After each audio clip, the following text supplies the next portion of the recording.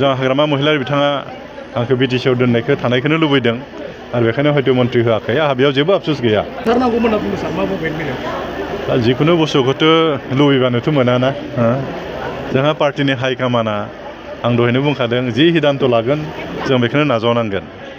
पार्टिया सोरखो बबे बिबानाव दोनगोन बेखौ जोंनि हाइकामाना हिदान्त लागोन।